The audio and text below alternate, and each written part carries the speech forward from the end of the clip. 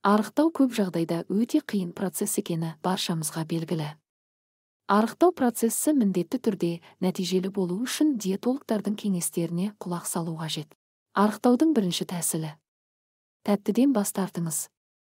Артық салмақтың бірден бір себебі тәттіден басталады.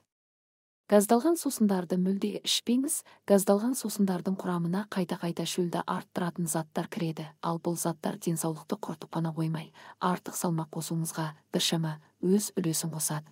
Мұндайда ең пайдалысы үйдегі жемістерден өз қолыңызбен жасалған табиғи таза шырындарды ішіңіз.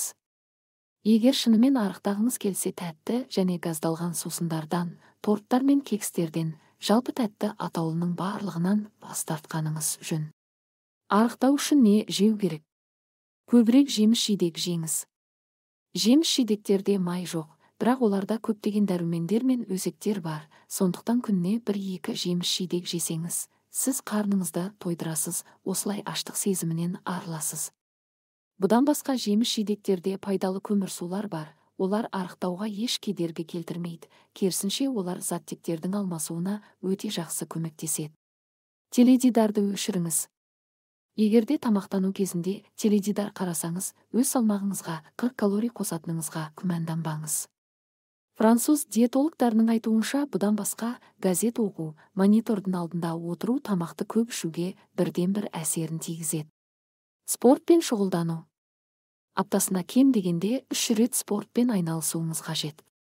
Бір аптаның ішінде барынша көп салмақтан арылу үшін диетадан бөлек кем дегенде күніне 30 минут өз организміңізге физикалық күш салуыңыз қажет, немесе 10 000 қадам жол жүруіңіз керек.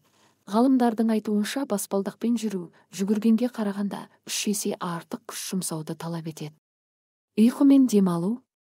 Аз ұйықтасаң көп қозғаласың, ал бұл өз кезегінде тез арықтауға әкеледі деген қате пікір бар. Бірақ бұл түсінгендеріңіздей қате пікір, егерде тәулігіне 8-9 сағаттан аз уақыт ұйықтасаңыз, организм тез шаршап, сіз тез қозғала алмайсыз. Оның үстіне ғалымдардың айтуынша, ұйқы кезінде организмде өте маңызды гормон лептин бөлінеді. Бұл гормон миға барлығы жақсы деген сигнал жібереді. Ішімдіктен мүлдем бас тартыңыз.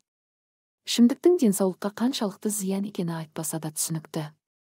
Диетаға келгенде бүкіл спирттік ішімдіктер денсаулыққа 2 есе зиянды әсерін тигізеді.